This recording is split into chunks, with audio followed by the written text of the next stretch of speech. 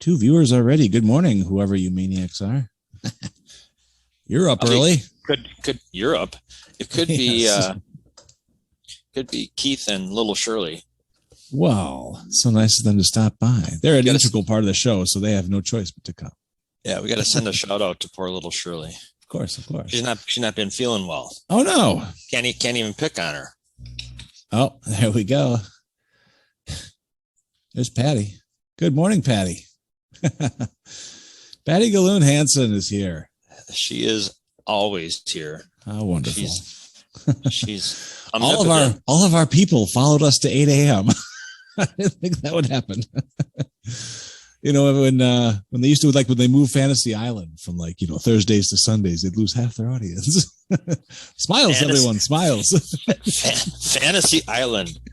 Of all the shows you could have picked, did you watch Love Boat 2, you weirdo? Oh, well, it wasn't my fault. Oh my God. You still sound like a kid. It was my dad's fault. My dad, Howard, loved that crap. He loved all, like, the Aaron Spelling entertainment. Howard was all over. Don't blame Howard. What's Howard have to say about the World Series? Who does he want to win? You don't even know. You don't talk to your dad. I talked to him last night. We were talking about turkey issues.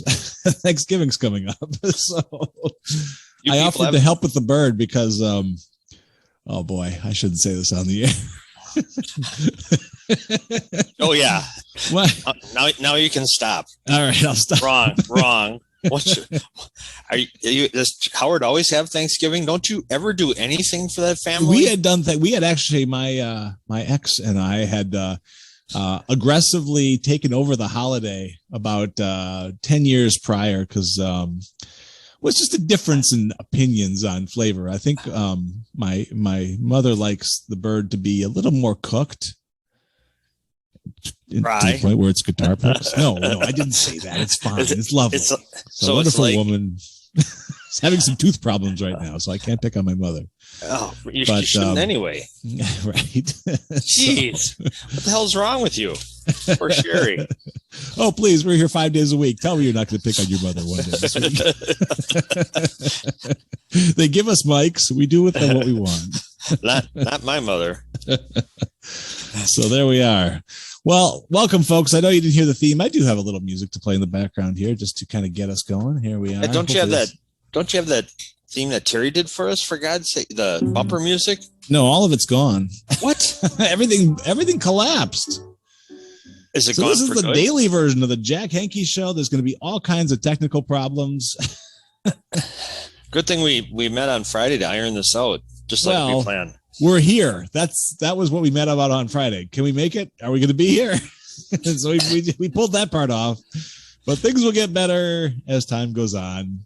The Jack Henke show is what this is. It's about 5 minutes after the hour of 8 o'clock, and we're here. Jack, you're stumbling is what you're doing. Well, you know when. But all right, so it's the first Monday. It's the first day of November. So that's true. We are 2/3, at least. Yeah, 2/3. No, more than that. 5/6 of the year is done. Who's stumbling? Were you a fraction? 5 minutes after the hour. Were you a fractions guy? I never was. The only class I almost flunked in hhigh school was geometry. Poor Ms. Gritzmacher had to try and get me through figuring out how isosceles triangles and all that kind of shit. It was bad. It was bad. I hope you use that terminology in class too. I did, to show my enthusiasm. Another pig slip for Henke, off to the office, down the hall, trotting with his head down. Well, head up. Let's get this back on track. Poor Shirley. Hope she's feeling better. I understand, but I let her off the hook. She doesn't have to have a question for us today because she's been under the weather. But tomorrow she needs to come at us. Hopefully you'll have the effing theme music tomorrow too, so it'll be like a real show. That would be nice. You know what's a beautiful thing about being Monday is this is one of the collection days for Mr. Bob. So instead of being a Friday, we say, hey, Monday or Thursday, tonight from 4 to 6 p.m., 2360 Dakota Drive in Grafton. They need your donations. Bring all kinds of fun winter stuff. Anything you have, they will find a home for it. Gently used. go to the site, MrBobsUnderTheBridge.org, and you can help. And it's a great organization, and they're doing great work. Absolutely. Next up, Java House. One of us is supporting the Java House, even though I don't have a logo. What a long walk it is from the library front door to the Java House. Oh my God, you need it. After seeing you last night, sweating and huffing and puffing, doing all you're doing is holding a camera. Hey, we'll get to that. Pumpkin walk. You are the pumpkin walk. You were the pumpkin walk. Actually, I was the pumpkin walk. I had an orange jacket and an orange hat for the event. But Java House, there is a rumor swirling about in this gusting, blustery wind that we're dealing with, that the indoors of Java House may be reopening soon. So we have to stay tuned for that. What do you think of that? I think there's much rejoicing at Remax. Stir the pot. You just hey, it's a morning show. Shock jock. Shock. You are an idiot. Shock jock. Mel's. Well, first of all, support Java House. Great local business. Hopefully you don't get stuck in the conversation with Lisa, but she will be on. I think we have a dearth of guests from Tuesday to Thursday next week, and she could fill in those 3 days nonstop. Excellent.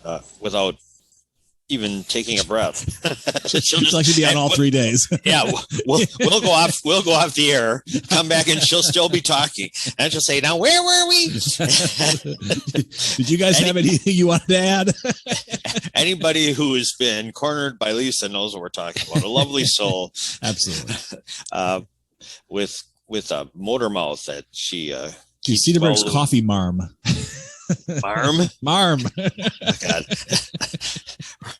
I don't know if I can keep the tab on how many old fart words you're going to use. If this is going to be 5 days a week, baby. Marm.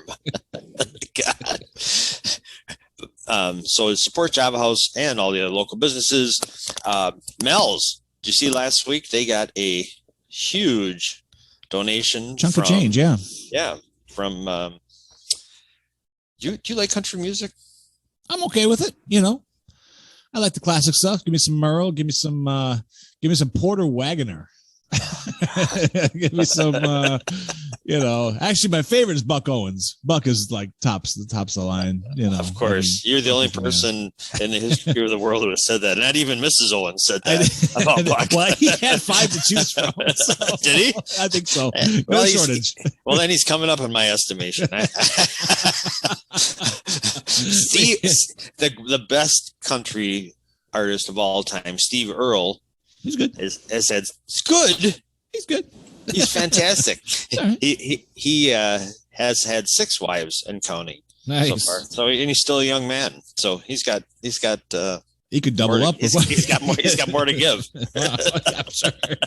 Yes, I'm sure all 6 I feel like he has more to give. They're probably after him for all of it too. The attorneys feel that he has more to give. I'm sure. So today is November 1st. It is National Calzone Day. Are you a calzone guy?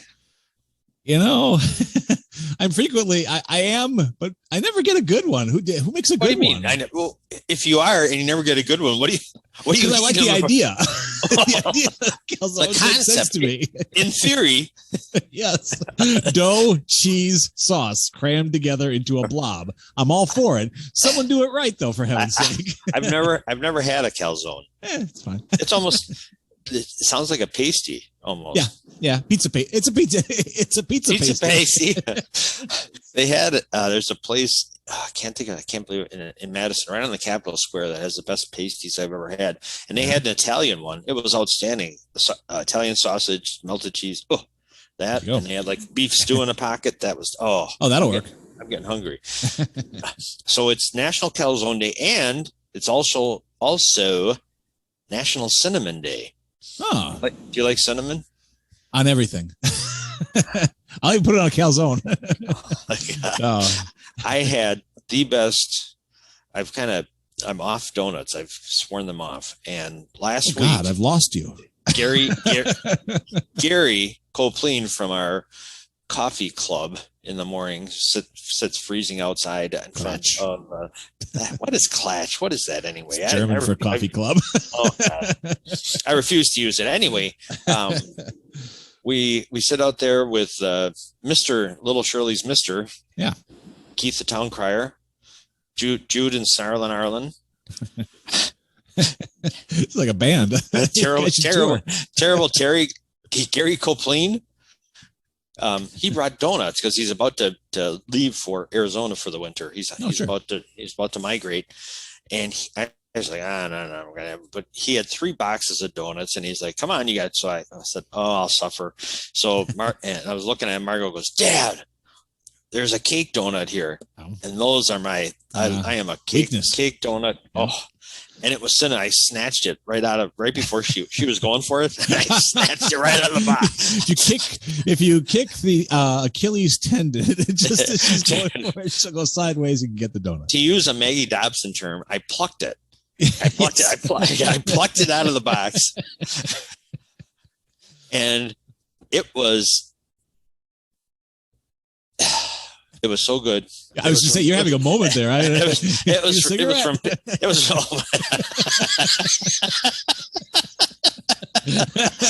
what kind we talking? No, you're not in Arizona. New Mexico, wherever the hell you were. The local Piggly Wiggly, the bakery is just. They do a good job over there. I like their donuts. on your straight up donuts. I mean, there are a lot of places. We have great bakeries here in town. I still see them lining up on Saturday mornings for that Molly's or whatever. Yeah. I haven't tried them yet. I'd like to. They don't have any cake. Well, they don't have any left. You have to get there early. Oh, but that cinnamon donut was so good. It was effing orgasmic for sure. It was. I might switch to hot chocolate bombs. Oh, we met one of those last night. We'll get to that. Did you see the size of that thing? Oh, that's what she said. Using those now, by the way. That's what she said. My. Hey, we should snap. No, wait. No. I got one more. All right. In addition to Calzone Day and Cinnamon Day, this got to be like a triple. This is like the food pyramid. It is also Deep Fried Clams Day. So if you had all 3 of those things, I hope it's also National Defibrillator Day. If you had a calzone stuffed with cinnamon and deep fried clams, you'd have the trilogy. You'd have it all taken care of. Trilogy. You wouldn't have to go no more. The trifecta. Okay, I thought you were supposed to start with some news or something. I got it right here. Look at that. I'll print it out and everything. I can wiggle it. There you go. National news. You use paper, you prehistoric ape. Well, yeah, Yeah. All right. Here we go. Top of the news on the Jack Henke show here. It's 14 past the hour, and usually we do this at 8:05. So we're right on time. I like that. So, of course, because it's me, we're going to talk about movie news. Top of the line. We'll talk about the weekend box office. Wait, could you talk any faster, please? I'm going to actually go even faster than this because I know I've got a gun to my head. I'm understanding every third word. Could you please speed it up? That's traditional newsreader approach. Actually, settle down, boy. Third word. No, I gotta go, man. I've been sitting on this since 5 this morning. That doesn't sound good. No, make sure you flush. Anyway, it's a big Dune week again. Denis Villeneuve, your favorite guy, took Dune to the top of the charts at $15 million this weekend, which was down 62% from last weekend. But I was going to say that doesn't sound like much. What have movies been doing since the pandemic? What's good about that? Really? The box office has been pretty well tanked. But next week is a major challenge from a new Marvel movie called Eternals. So we'll see how that goes, which is directed by the Academy Award winning Chloe Zhao, who did Nomadland, which won the Best Picture. That's her. So they actually brought in an Academy Award winner to do a Marvel movie, which is kind of a coup. How many? Have you missed a Marvel movie? Oh, a bunch. I'm way behind, but I'm actually going in order. But I'm currently living in 2014. I think I'm stalled at Age of Ultron, so that's going way back. But I'll get there. Take your time. You can't rush these things. Number 2 was Halloween Kills, which was not a surprise. I figured it'd be number 1, being the weekend that it was. Doing very well still with $8.5 million total net right now of $85 million, which I think the movie was made for $20 million. So I'd call that a big win. They brought Jamie Lee back for that, didn't they? They did. They have a prior one too, actually. Yeah. Really? Yeah. Michael Myers can't be killed, and clearly neither can Jamie Lee. So, wow. Scream Queen Extraordinaire. No Time to Die also dropped a little bit down to number 3. Brought in. Yeah, how's that doing? Did you see that? Okay, 133 million total. That thing is going to have a struggle, I think, to make its budget back, because that's been sitting on the shelf for a year and some change because of the pandemic. But maybe coming to the Rivoli next week will help. Is it? Yeah, it's making its way to the Rivoli next week. So, a couple new movies popped in last night in Soho from Edgar Wright, one of my favorite directors, actually, in a movie called Antlers. So, what's that?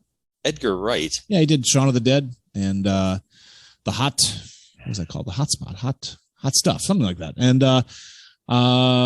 Wes Anderson's new movie, The French Dispatch, cracked the top 10, 2.7 million, which is pretty good for an art house film. Looking forward to seeing that. So check it out when you get a chance. Top 10 films across the board. Okay, my notes are backwards and sideways, so that is okay. Ron's Gone Wrong is in there too at number 8, just so you know. What? Ron's Gone Wrong. It's a kid's animated thing about an app that takes off on a life of its own. I believe there's some Happy Meals. Didn't you get one? Did you get the Ron's Gone Wrong Happy Meal yet? A Happy Meal? Yeah. Can we finally do my McDonald's story? Not just yet. President Joe Biden wrapped up his time at the G20 summit on Sunday, trying to convince Americans and everyone else that he's got things under control. He's got a brain.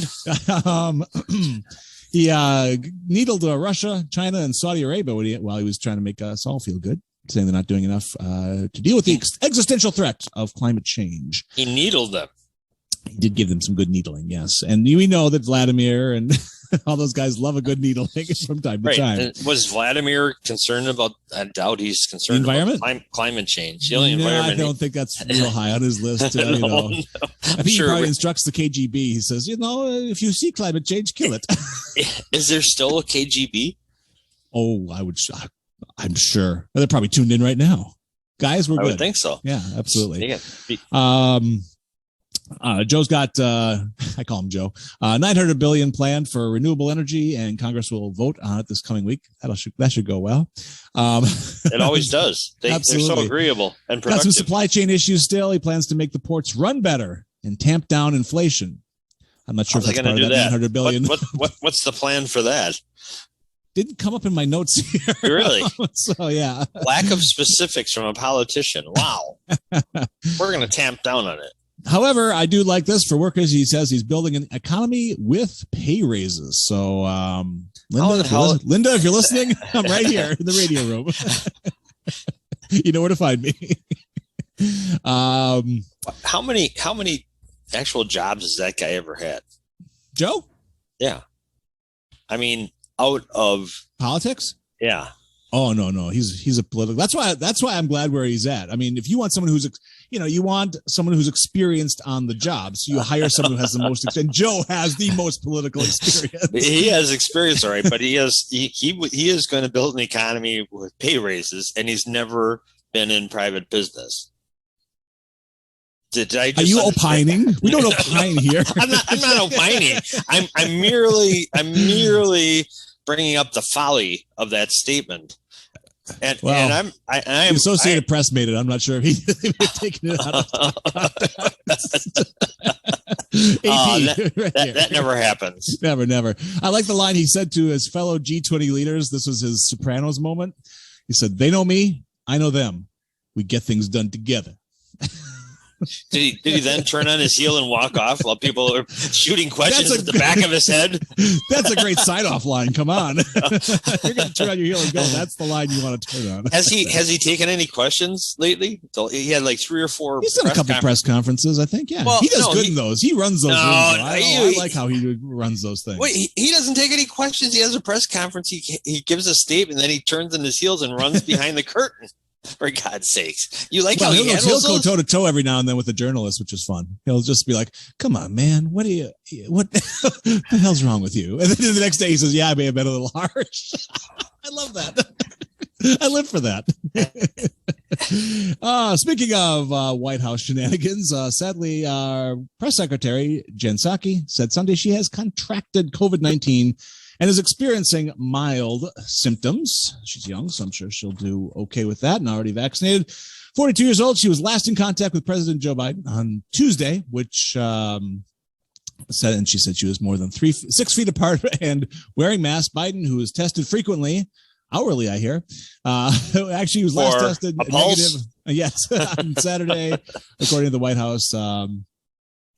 Jen Psaki did not accompany Biden on his trip abroad to Rome this weekend and for the G20 meeting, so she was not there to hear the great line, "Hey, we get things done together." So he probably got that. He probably stole that from the Pope. Did he kiss the ring when he was over there?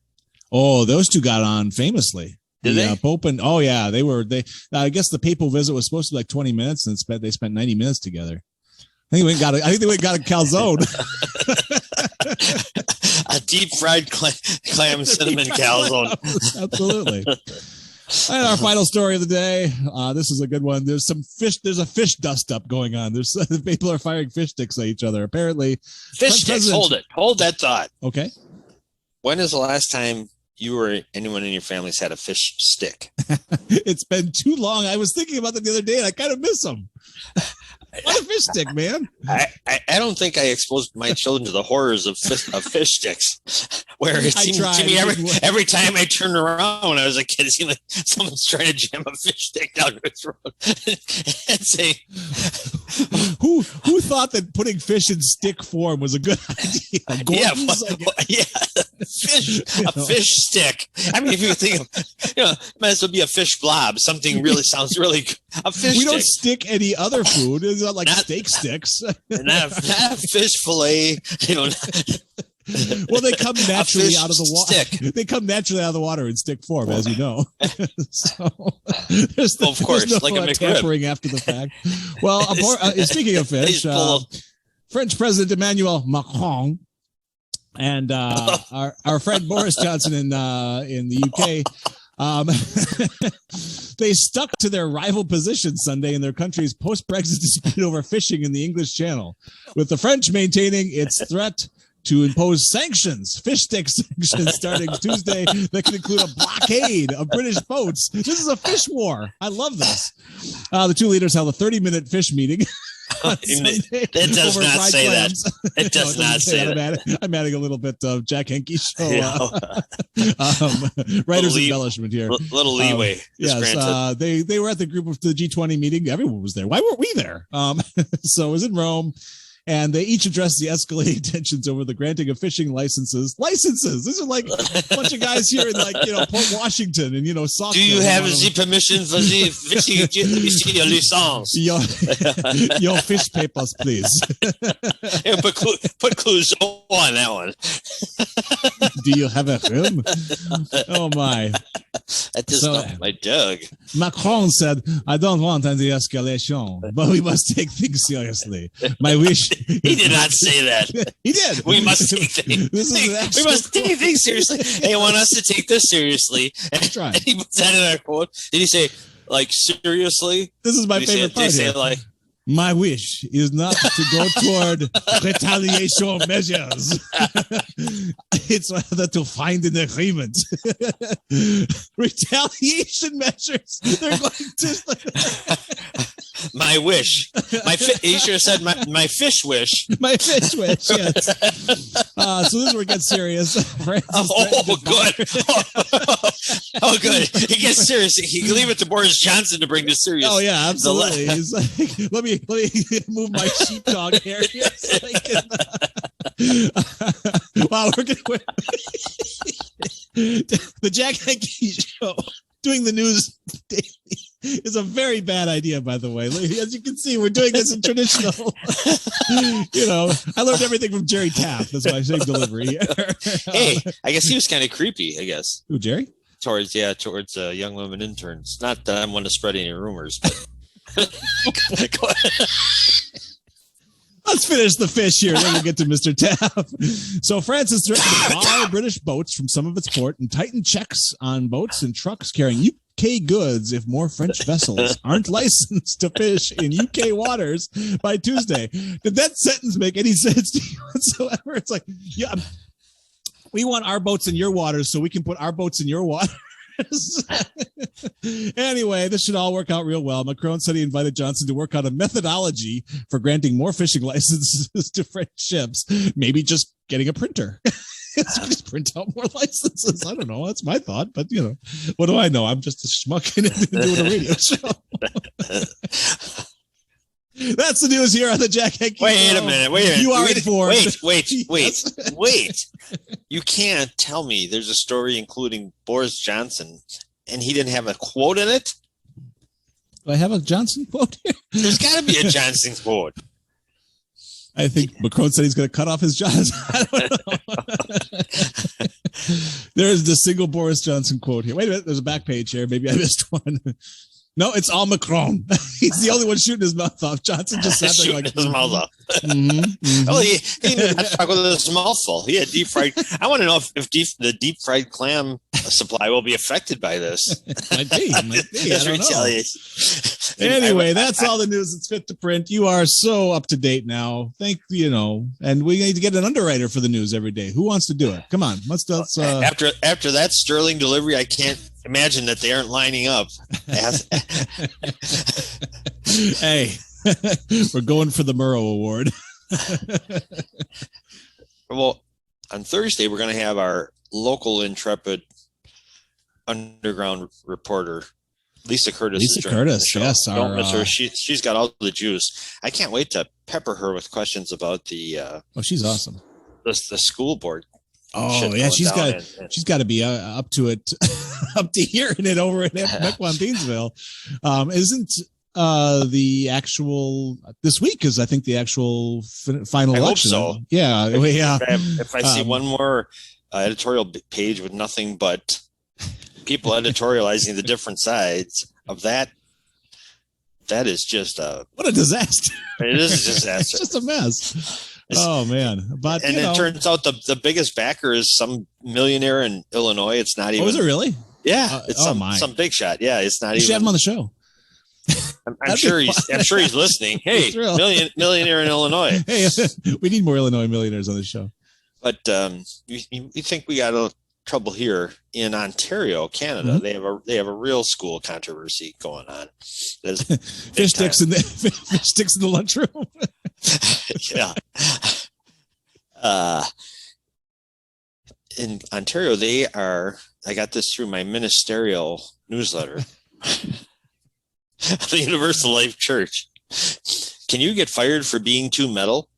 A group of parents want to find out and are petitioning to remove their children's high school principal because she is reportedly a fan of the metal band Iron Maiden. Well, for one thing, she's obviously an oldies fan. So, I mean, there's that. A group of Ontario parents petitioned to have Sharon Burns removed from her role as principal at Eden High School. I guess it's not the Garden of Eden. There's a little trouble in there. I suppose not. Arguing that her love of metal and throwing up devil horns with her fingers, visible on her Instagram page, represents a satanic threat to the souls of their children. Is this a parochial school? May I ask right off the bat? Parochial? Yeah. Yep. Yeah, it is. Wow, okay. St. Catharines. We are deeply disturbed that the principal assigned to the school blatantly showed satanic symbols and her allegiance to satanic practices on her public social media platforms. Read a petition put together by concerned parents of St. Catharines in Ontario. Our school is based on inclusion, and openly displaying satanic symbols that directly goes against the principles of the vast majority of families who represent the school is not inclusive. The satanic symbols in question appear to be on Mrs. Burns' Instagram, including her making of the metal gesture with her fingers, as well as a handmade 666 sign. A recent addendum to the petition claims the grievance lay only in the 666 sign and that Mrs. Burns' taste in music has nothing to do with it. Uh-huh. Students at the school, however, disagree. What a surprise. They started their own petition titled "We Need Mrs. Burns," where they say that the initial parent petition was about judging Mrs. Burns for liking the band Iron Maiden. That's it. So far, the kids are winning.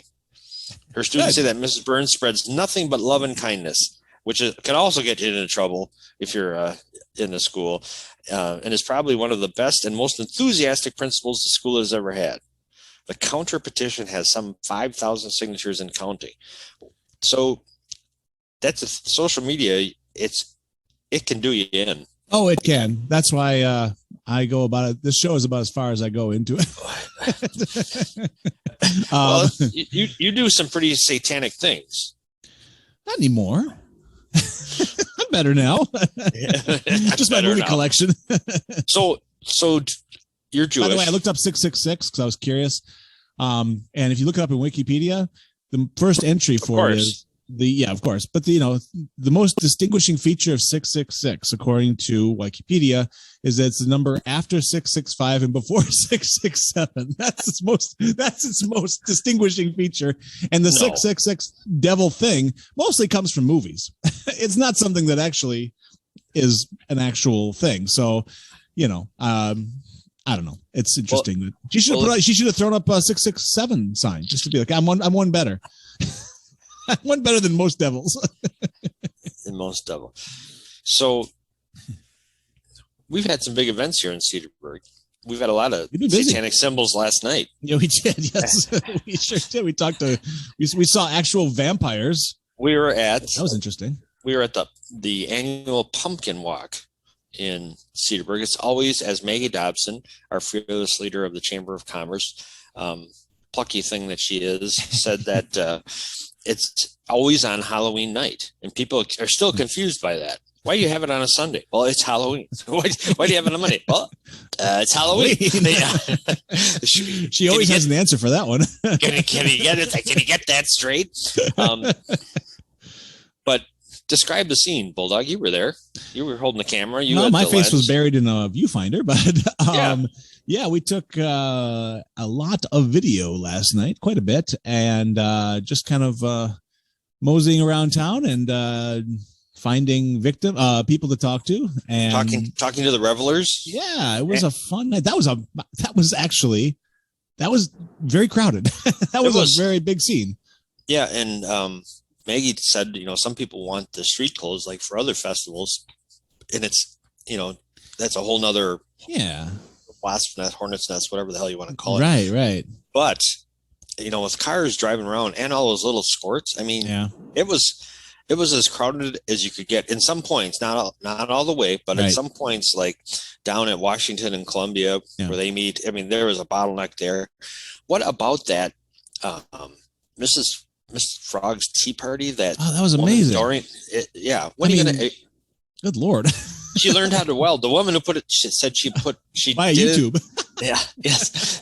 She said, I have a new respect for welders. Doreen, she's wonderful. She welded the pieces together herself. She put 2 months into this. Unbelievable. They had the storybook projected on one side of the lot, and then just all this great artwork and all the representations of this book.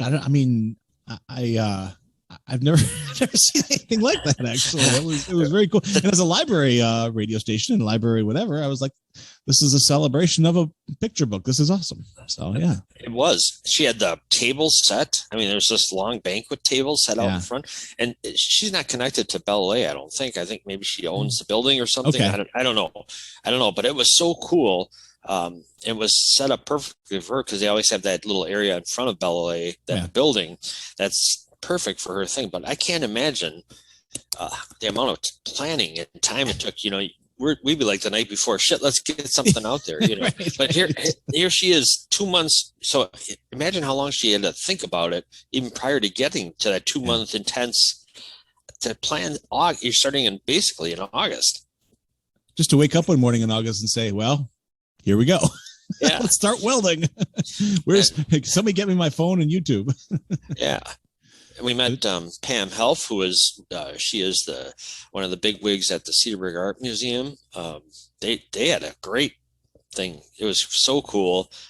with witches handing out candy. But then they had the vampires who were the original owners of the building sitting in the front window. And the funniest thing was the guy had the skeleton of a skeleton dog on a skeleton dog on it, and he was scratching it. It was hilarious. They did not break character once. I'll have you know. Yeah, they were full on vampires. Getting it right down to the detail. That was beautiful. Great. And then Pam's going to be joining us as they get closer to the release of. They're having an art history book, Art of Wisconsin, covering a 13,000 year period. And they're going to have that 13,000 year period. Oh my God, this is going to be the. Well, didn't you listen to the interview? I was trying to. What? I was trying to get my fingers unclamped off the camera. It was enthralling. But so she'll be on to talk about that. And she's married to the biggest ghoul there is. He was there, Robert Helf, who has gained some measure of local fame as the guy who does the paintings that are auctioned off every year that raise so much money for the Cedarburg Foundation. Mm-hmm. He's done them. And he said he's going to do one for a Thanksgiving themed one for the coming year to shake it up, because he's had some really nice patriotic ones and just really cool stuff. He's really a talented portrait. He's kind of a pain in the ass as a person, but he is very talented artist. No Boris Johnson, but Oh, he's taller. Helf, I know that name. Didn't we have an entertainer named Helf on this show? Are they related? Allison. Yeah. Allison, his daughter. She was on the Summer Sound stage. Yep. Yeah. Yep. She's very talented. What she's doing these days? I haven't heard from her in a while. Should have her on the show. What's the fine time? Take a note, put it down. Don't just instead. Oh God! Here we are in the. I go to a meeting with Bulldog in the library. Look what I got though, huh? Right here, baby. Yeah. Oh, you got one. I got one. People. One of those. Oh wow! It's even charged. It is charged. Yes. I go to. And I was charged. Bulldog, and I said, "Yeah, I lost my pen. Do you have anything wrong with you?" He scrounges around the entire conference room. And he comes up with one of those little pencils that they give you on the golf course. Golf course pencil. Yes. It was insanity. We have to save money here. We are good stewards of taxpayer money. Oh, you are not just terrible. throwing around pens. We have golf pencils. Oh, that's speaking of which, this is supposed to be a show about the library. Oh, what do you have to say about them? You're gonna do nothing until tomorrow. What? Yeah, tomorrow. Do you have the commercial? What's that? I thought you had a commercial for the bookstore there. I do tomorrow. Yes. Oh, everything's tomorrow. Delivered tomorrow. Hey, I had one goal today. You could have been great today. Today could have been the great day, but you chose tomorrow. My one goal today was to push on and see if we can make it. We made it. I feel like a rousing success. What about the Scary Bloody Mary deal? Is that tomorrow too? We should push that off to Wednesday probably, because that's actually a little longer. It's a 10-minute clip, and I want to show the whole thing. So you said you were going to put it on today. You told me. I would never commit to any. Have I ever committed besides being committed working with you? Have I ever committed to anything? Nothing you stuck with. Under promise, over deliver. With emphasis on the under promise part. I think you got that wrong. It's over promise and under deliver is your mantra. We had to do costumes. Yeah, I'll talk about the library. We had to do costumes on Friday, and we had a lot of interesting ones. I have one piece of my costume from Friday left. My first ascot. I went as Fred from Scooby-Doo. I'll have to get some pictures on tomorrow. Yeah, I decided the most milk toast of all of the Scooby-Dooites. I was going to say, of the lamest character you could have, you kind of remind me of Velma. Well, we had a Velma. I couldn't go with Velma. We already had a Velma. With your glasses? My coworker Sarah was doing Velma. That was great. But as Fred, though, in theory, I should be getting pretty lucky with Daphne, as far as I can tell. But that's we didn't cover that in the cartoon too much. But Freddy is dull, for God's sakes. Who is Scooby? We did not have a Scooby in house. How can you have a Scooby thing and not have Scooby? You should have been Scooby. Could have brought Freddy. Mr. Beasley, I guess. He's a little black and white 8-pounder, but he's just terrified. That's for sure. Well, over here. What about Shaggy? Who is Shaggy? Well, we were hoping you were going to stop by. You didn't have a Shaggy? We figured when you got off the plane from wherever you were at. You didn't have a Shaggy. You had a choice between Shaggy and Freddy, and you chose Freddy? I do. He was, he's the manager of the Mystery Machine, and, I think he gets all the ladies. So they're all drawn. Of all the lame things you've ever said to me, that might top it. Getting back to the pumpkin walk. Yes, it was a crazy good night. It went from 5 till 9 last night, which was and it was quite a session. It is.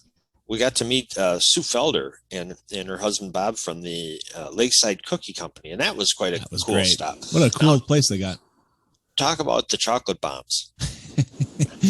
We got to get some of those. Yeah, we have to do an on-air demonstration of that. I think you're absolutely right. These are I've seen some before. I've seen them for sale in stores, but those are like 4th of July compared to like U.S. military grade munitions here. These guys, these bombs were huge. Well, what are they? Describe them. So apparently it's almost like a chocolate bar that's hollowed out, and they fill it with everything you would want in your cup of hot chocolate, be it marshmallows or s'mores.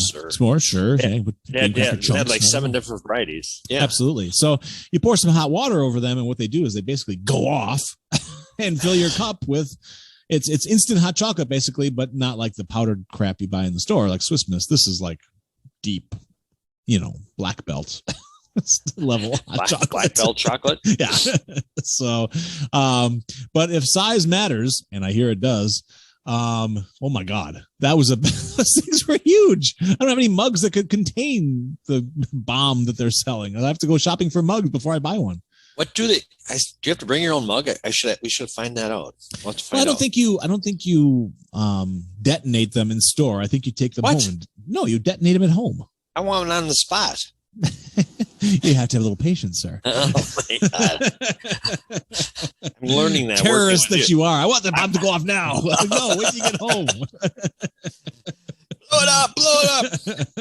But Sue and Bob also do the Mel's Charities cookies. So they're big time involved with them. Yes. And they do a great job with those. Yeah. And they also do what happened? I'm getting the other Jack. Oh, there they are. Very good. You haven't eaten that yet? You know where to find me. It's artwork. I don't want to destroy it. I destroyed mine within minutes. Well, see, you're the one telling me to have patience, and you didn't even save your Mel's. Let's see. I'll see if it's any good yet. Oh, it looks good. Oh, absolutely. Oh, yeah. There's a certain amount of freshness there. Mm-hmm. Absolutely. So you won't do cake donuts, but you're okay with Mel's cookies. All right. Fine with me. For charity. All right. Very good. Yes. If Mel had donuts, I'd be all over them. All right. Mel, did you get that? Yes. And Lakeside Cookie also supplies cookies to some of the cookies to Java House. Yes.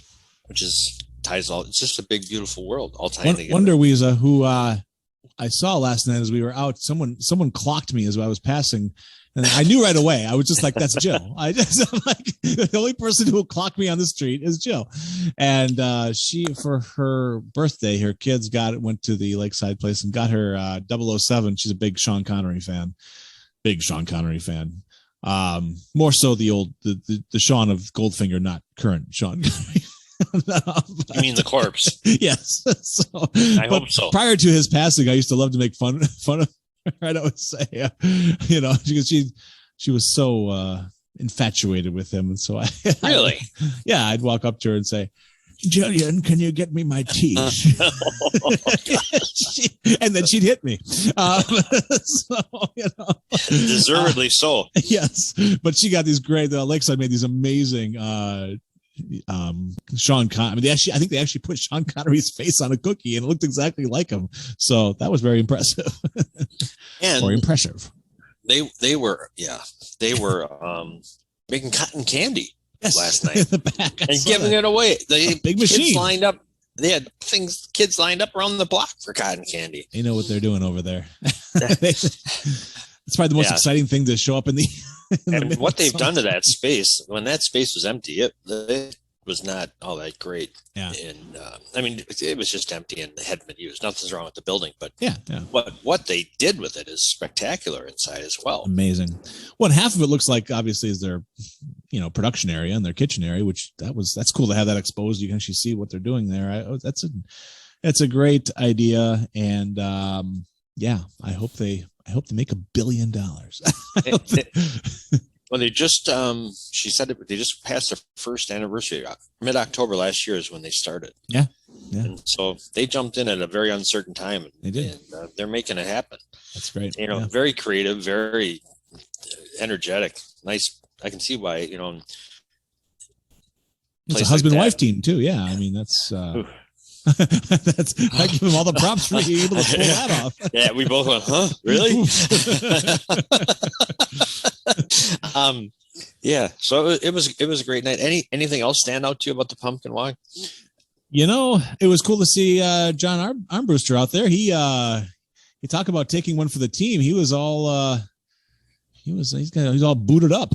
He had some kind of ankle issue there. It looked like surgery, but that did not keep him home. He was there doling out candy and maybe he's doling out diamonds. I don't know. I didn't see what was in his bag. It was funny. He said what promotions he got up for coming up for Christmas. He goes, I think we'll do what we do every year. I go, well, it's only worked for 130 years.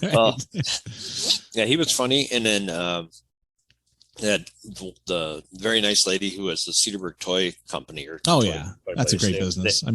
That's again, one of those great success stories that they were in that little strip, where the distillery is now. They started there and then they moved over to their current location. And I mean, just, they started in the building, the store that they had was very small. It was just this little, but they were, supercharged. Can you finish one sentence? Well, when you walk in, it's like, it was just, it's this amazing success story that blows my mind because from where they started into what they've become is such a huge, curve. It's amazing. I mean, it's great. It's exactly the type of small town toy shop you would want in a town like this, so they pulled it off. And it's right next to a chocolate place and a candy place. I mean, talk about kids heaven, right? Girl, boom, boom, boom, right there. Absolutely. Chocolate factory's not too far away either. So that helps too. Yeah. So, ice cream, chocolate, toys. Start at the toy stores. You don't get the ice cream and chocolate all over everything in the toy store, please. Absolutely. And the bars were doing a bang up business. That was good to see. Yeah. It was the contrast between that event, which was wholesome and fun, and the bloody, scary Bloody Mary walk, which was also it relatively wholesome, borderline wholesome. Yeah, but the costumes, on both ends were fantastic. Yeah, absolutely. If only we had a video of the scary Bloody Mary thing we could show, it'd be great. If only. So it's getting delivered on Wednesday. Do I have to go back to Terry and ask him for another cut of the music? No. I've got it's all saved. No. My so the station MacBook, Apple pushed out a really big update on Wednesday or Thursday, and I hadn't updated in a while because I was afraid to. Clearly for good reason. So David, our assistant director and tech guy, said, we better do it. And a lot of my apps, like just eventually Apple loves this forced obsolescence thing where they just, and then actually the support. Yeah. Gotta make money. Well, I suppose the station Mac is basically on its last year of true Apple support. They support up to like 2017, and that's when this thing is from. So that's fine. Push the big update. What was it? Monterey, they call it. They always have these big, sounds like John Wayne movies. Big Sur, Monterey, Big Jake, Rooster Cogburn. I love Big Jake. Absolutely. The Shootists. I started putting Big Jake in, and it completely collapsed. And it said about a minute left of the update for a little over 26 hours. So I was assuming there might be a problem. And it's just buffering a little. So yeah, we had to rebuild and wipe the drive clean. I did lose some stuff, but everything is obviously on the cloud. boat and we're fine. It's on some barge off of, Monterey Bay, Montego Bay, wherever it is. Some Jimmy Buffett song. President Scarecrow, as my friend PT calls him, just about to fix that. He's going to tamp down on that problem. Scarecrow. Oh boy. If you only had a. I'm glad we respect the office. Between Darth Orange and President Scarecrow, we're doing real good, aren't we? Such respect we have for that. Who wants that job anymore? I saw a you go, they'll call you Leroy Tie Dye or something. I mean, it's just Leroy Tie Dye. That's the worst job. You better off just being like, work for like waste management or something. Riding the. What back are you of the talking? truck. You got good benefits. You got. I guess Secret Service for life. They go. Oh yeah, that's fun. They can get the dispensary for you and get you. They show up in the toilet like Agent 14 on Get Smart. Sir, are you going to be using this receptacle? Get Smart. Missed it by that much. Smart. My favorite line for that show, I have to say, the best line is Siegfried hits the chief over the head when he's talking to Max. He has him kidnapped, and he says, "Max says, Chief, are you still there?" And Siegfried says, "Your chief has been silenced by a pistol butt." And Max says, "You just shushed him." He says, "We don't shush here."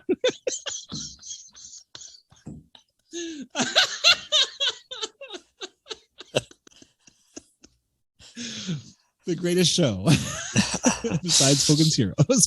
Do you have that on Blu-ray? I have. They've never put it out on Blu-ray. I have 3 out of the 5 seasons on DVD. However, 2 of them are a little price restrictive right now. I can't get my hands on them. Of course, seasons 3 and 4. Season 3 is currently marked at about $50, and season 4 is about $60. So. But I'm ready to take the plunge. Maybe we should do a fundraiser here so I can get the remainder of the Get Smart series on my shelves. Good stuff. Can I borrow season 1? No.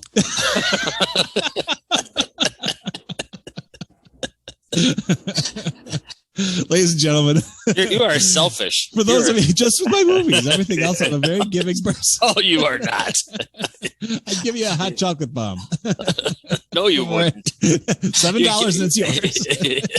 I have to borrow $7 and I'll give you a hot chocolate bomb. You'd give me some hot water. You wouldn't get. That's half the battle. Here you go. You do the rest. All you have to do is supply one ingredient. That's right. So, for those of you who are joining us here on the new show, you should know that still to this day, Held in Captivity is my DVD copy of a fine film called Zodiac. I gave that back to you. Did you? You were moving that day. I put it in a box for you. I also gave you the biographies of Robert De Niro and John D. Rockefeller, and I asked you since you were going to the library anyway. I said, "Can you just drop these off for me?" And evidently you have, because I got a death threat from the library. Saying I don't remember that. Triple secret probation. Surprised every time I walk through there, I'm surprised the alarms don't go off. We'll get Officer Bookman on you. Look here, funny boy. I take this stuff very seriously. All right, so what do we have cooking for the rest of the week? Rest of the week. That outline that you were going to send last night. Yeah, I have to reference that again sometimes. Yes. No, we've got obviously Lisa Curtis on Thursday. I got to check back with our own Bob and Marcia Smith, hosts of the Off Ramp. They're our trivia masters, and they will bring the trivia on Thursday as well. I think they want to do Thursday, and I believe Dr. Kelly wants to stop by on Thursday. So there won't be much of us on Thursday. I know for some reason Thursday's top loaded. Well, that's okay. Maybe we can ask Lisa if she'll move to Wednesday so we can scoop the papers the day before the stuff. That'd be great. Well, yeah, if she can do that, certainly. That'll help increase our ratings 7-fold. Does she have a big family? Does she? Aunts, uncles. We love it. Tune in. Works very well. So yeah. Beyond that, yeah, not much else, I guess, for the week. We just got to see if we can do a week. Then if we can do a week, then we can do a month. What do you get it together? We got a whole list of it. What about Doc? I thought he was going to be here for these. He might be outside pounding on the door. I don't know. I got in pretty early. that in itself is a triumph. Well, it's not that tough. I got to get kids to school. I've got one in Port and one at CHS, and so it all works out. Boy, you do a lot. You cover the waterfront, man. You do a lot of road tripping. I do. Well, for those kids. I do. Anyone here in Cedarburg besides the high schooler? Nope. Just Jamie. All right. Now, you've mentioned Dune with the box office, but what's the review? Thumbs up. We only got 4 minutes. You're only giving me 4 minutes to review. Well, it's your fault. Dune, I went last Sunday. Yeah. The Sunday prior. Was that the opening? Was that the opening day? Was the opening weekend, certainly. Yeah. Okay. And was it crowded? Actually, it wasn't middling, I guess. About the 50 people. They sell tickets, again, trying to keep things in COVID perspective. So they don't, I think, intentionally avoid a full house, a packed house. But we went to the Marcus Ultra Screen. I don't know if you've seen anything there. That is an amazing theater. Is that the one with the lounge chairs? They're all lounge now. How long has it been since you've been told? With lazy boy things? They're all lazy boys. Every theater of theirs has that. But the size of the screen, this is like a hair away from IMAX. It's a massive screen. It's their premium screen, and they charge a premium price, I discovered. So I brought Jamie, and I thought Zach should go because he, it's one of those experiences where like he'll yell at me later and say, "Why didn't you take me to Dune when I was a kid?" Because people will talk about him like, "Oh, you should have seen the theater," and he'll be like, "Why didn't you?" So I didn't. I basically it's plausible deniability. I had to take him so he wouldn't yell at me later in life. Oh my God, I'm sorry I asked you. There we go. And the movie was extremely well done. It was a science fiction epic, and that's what you want. It was big. I mean, it was one of those movies where everything, just like the scope of everything, like the ships and the architecture, it's best watched on a big screen, I'd imagine. You can watch it on HBO Max at home, but unless you have the ultra screen in your basement or something. Well, it's 2.5 hours. Did it feel like it? No, it goes fast. They have a lot of story to cram in. It was sort of like me reading the news today, cramming in a lot of story. Only geeks were there? Was there no? There's actually normal. There's a lot of there were a lot of teenage girls because there's this guy named Timothy Chalamet that all these girls seem to like. He's sort of this scrawny, brooding, circles under the eyes emo kid, and that's what the ladies like nowadays, which is a shame because that's what I was. I was a scrawny. Where were you 40 years ago? I know. It's really depressing. Missed my time, but I call them Shalamites. They're such fans of his, and he doffed his shirt at one point, and I did hear a little go through the audience. So it's funny because the original Dune movie from '84 had Sting. Sting played a role of a villain, and again in '84 the girls were all over him. So all of these girls who are into the current hot number are forced to sit through this like really dense, complex, geeky movie to see their guy. I think you used the key word there, dense. Well, could be. But it was good. I think it did well this weekend too. I mean, every movie has a dip on the second weekend, but it's still, they greenlit part 2 because when you sit down to see this movie, you're only seeing half a movie. It sits down and the studio logo comes up and says Dune, and then it says part 1. So you didn't feel ripped off because of that? No, not at all. No, I've read the book, so I know where it's going. What? So is it like Star Wars? Is it Star Wars pulls from this? I mean, because the book was published in '65, and so all of the nerds and geeks back then loved Dune, including one very rich one right now, George Lucas. And so bits of Star Wars are pulled from Dune. I mean, you can see the roots of a lot of science fiction properties that we like nowadays comes from Dune. So it's like a root movie. Well, But isn't it like heavier or more serious than like a Star Wars? I guess the tone is. Yes, it is. Yeah, Star Wars is like bubblegum. Would Saturday you call it afternoon. would you call it an action flick? It's not an action flick. There's bits of action, but not really. No, I wouldn't call it that. 2 hours and 40 minutes of bits of action. There are tense sequences. Okay. Yes. A lot of it is very kind of based it too in monarch castle type backstabbing and intrigue and who the duke, who's going to kill the duke and what's with it's just all kinds of it's a mix of all of the stuff, the stuff that geeks love thrown into one big stew. Yeah. One sandy stew. So you'd recommend it?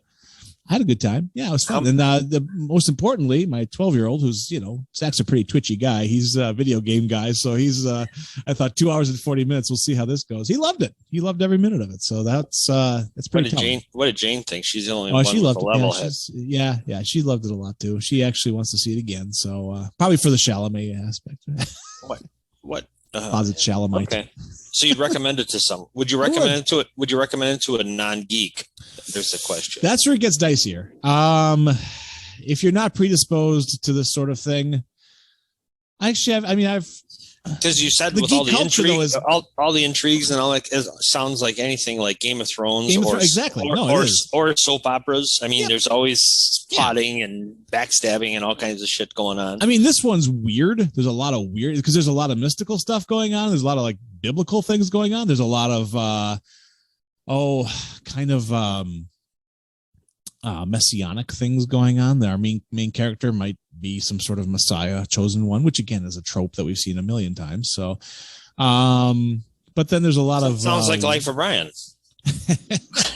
He's not the Messiah. He's a very naughty boy. I love that movie so much. Yes, it's so it takes itself very seriously. There's not a lot of Jason Momoa, Aquaman himself. He brings a little humor to it, but beyond that, there's not a lot of yucks to be had in this thing. It's very self-serious. So, but I don't think, again, if you're seeing it in the theater, certainly it's not boring because the sound mix and the way the visuals come at you. It's like you can spend a lot of the movie going, damn, that's cool. All right. Last question I have, because we're actually running over. We are running overtime. I knew we would. But can you see the movie without reading the book? Yes. And enjoy it? Yes. Without a doubt. Absolutely. Okay. There are things that you'll be like, I don't know what in God's name was going on there. And that's okay. You don't have to, that's the thing. If it's an entertaining movie, you don't need to know everything, and if you're interested enough, well, there you have your phone and you can just say, what was this thing in Dune with the giant sandworm and the water and the thing with the, you can just Google it and you'll get an very concise answer, probably more than I would give you. Yeah, no, definitely on the concise part for sure. You want rambling Dune-like answers. Be fitting. Stop over at Hanover Avenue. I'm at the front desk. God, part of the you're only here for 9 hours today. Get him early because once he starts telling one of his tales, that's it. You're strapped in. Don't come in at 7:49 tonight and ask me to give you a breakdown of the water of life because I won't work. Man, good stuff. So, well, folks, we survived that's one. We got one. No music. True. No video that you promised. Well, this is like a new studio. They have to put the carpeting in. We got to get we got a lot. The subcontractors have to come to some sort of agreement. This doesn't happen overnight. We got to get Patty on this week. Speaking of Patty, we should have her and talk about jewelry trends and what's going on. We said we were going to do that. Yeah. Yeah. So if we get Lisa, I'll see if Lisa can. Well, Lisa, if you're listening, see if you can come on Wednesday because our master schedule there's effed up everything with jamming every self-promoting show. I want to use this vehicle to promote their own. Absolutely. They want to come in on Thursday. So I think Wednesday could make sense as a pre-scoop. We'll give her a choice between Wednesday or Friday. There you go. Because Friday she could kind of go on about what she. That's true. She's probably more at liberty to talk about things on Friday than she would be on Wednesday, whereas she can't break the scoop, as they say. Yeah. So cool. All right, folks, that's the daily show of the Jack Henke show. And we're going to be here tomorrow, too. So tell your friends, tell your enemies. Buckle up, Buttercup. Game on, everybody. See you tomorrow, everybody. Good night, all. Oh, shut up. Goodbye.